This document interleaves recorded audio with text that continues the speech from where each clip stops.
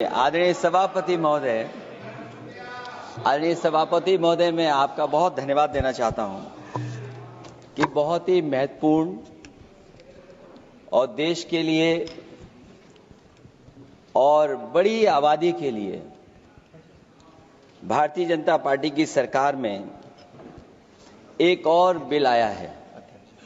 क्योंकि मेरे से पूर्व में जो हमारे साथी बोले हैं वो माननीय सदस्य हमारे साथ नहीं, लेकिन मैं उनके बहुत सारी बातों से सहमत हूं।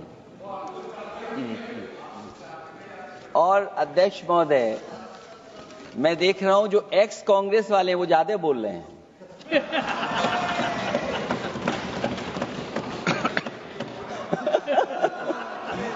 आदरणीय अध्यक्ष महोदय,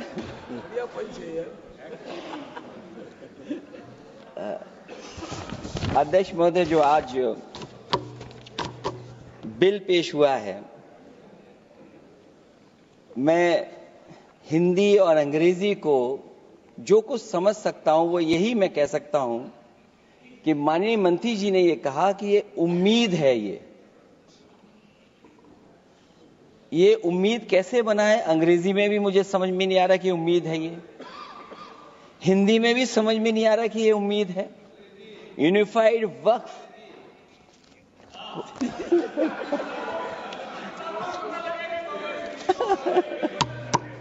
अध्यक्ष महोदय, यूनिफाइड वक्फ मैनेजमेंट अध्यक्ष महोदय,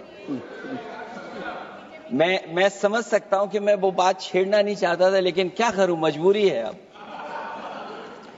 अध्यक्ष महोदय, अभी माननीय सदस्य लोग ये कह रहे हैं कि हमारे सदस्य नहीं है यहां पर जो हमारे साथी हैं, लेकिन अध्यक्ष महोदय मैं ये कहना चाहता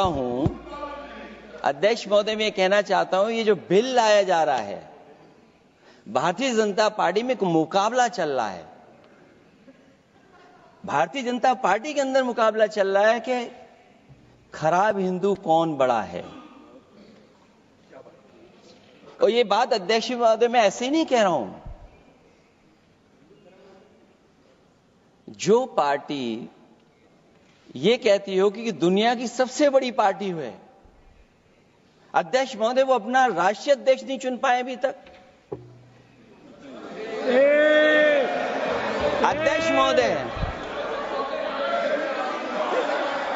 अध्यक्ष महोदय, भारतीय जनता पार्टी क्या है?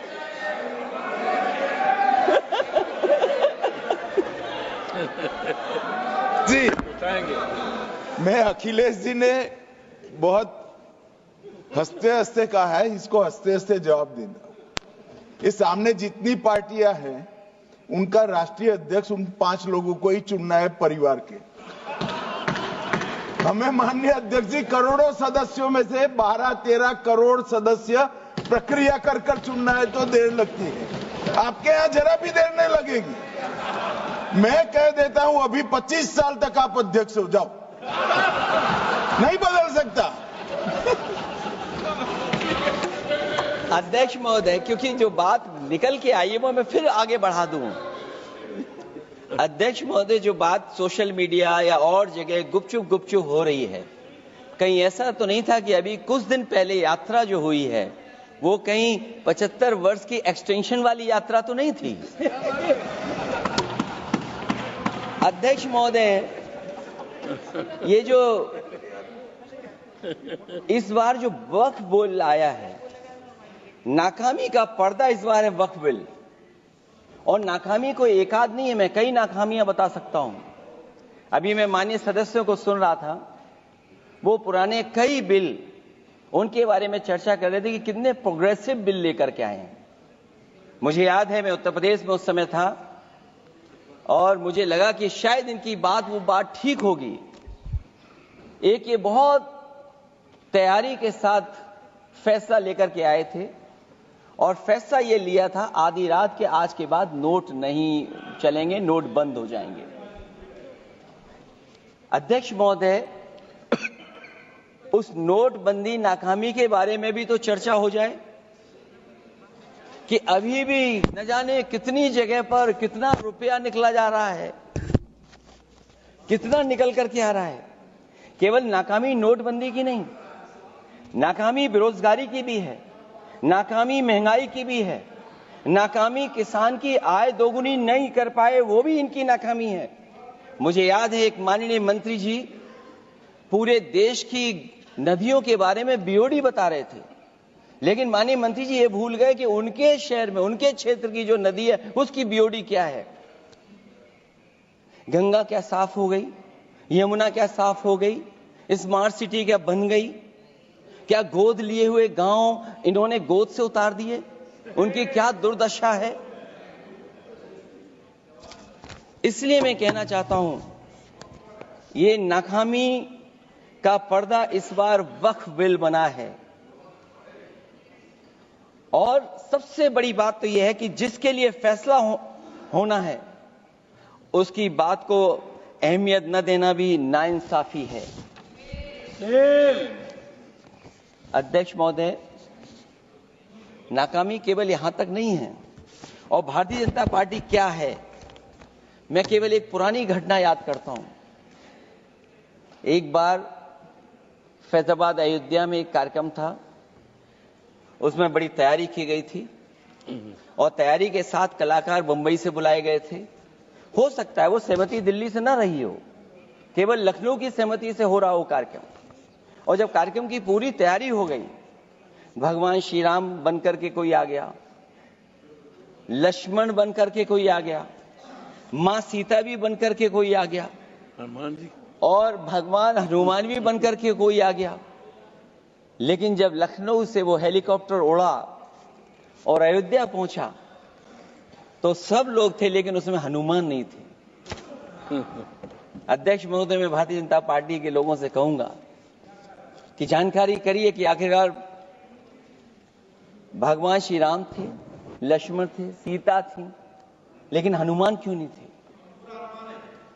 हनुमान इसलिए नहीं थे, शायद उनकी जात या धर्म कुछ और था। अध्यक्ष महोदय, ये देश मिली जुली संस्कृति से चला है। कुछ हमने सीखा, कुछ उन्होंने सिखाया। और जो लोग ये कहते हैं कि हम सबको बराबरी का हक देते हैं, अभी कुछ दिन पहले ईद निकली है। अध्यक्ष महोदय, वो परंपरा रही है, न केवल मैं जाता हूं बल्कि कोई दल का नेता ऐसा नहीं न जाता हो उस कार्यक्रम में शामिल होने। भारतीय जनता पार्टी के जो मुख्यमंत्री, उप मुख्यमंत्री, वो भी जाते हैं, उप मुख्यमंत्री, सभी धर्मों के नेता आते हैं। लेकिन पता नहीं इस बार क्या साजिश थी, षड्यंत्र था कि वहां पर कुछ पाबंदी लगी हुई थी। अगर किसी कारण पाबंदी लगी हुई थी तो बात समझ में आती है, लेकिन जब जानकारी हुई है, किसी को नहीं पता था कि पाबंदी क्यों लगी है कि आप नहीं जा सकते वहां पर कार्यक्रम में शामिल होने। क्या यही भारत है, यही संविधान हमें रास्ता दिखाता है? अध्यक्ष महोदय, मंत्री जी बताएं हमें, वो खुद भी माइनॉरिटी हैं, भगवान बुद्ध के रास्ते पे चलते हैं। भगवान बुद्ध का रास्ता दूसरा है। हम आपको अपना मानते हैं तब भी जब आप हमारे बहुत सारे ग्रंथों को नहीं मानते हैं।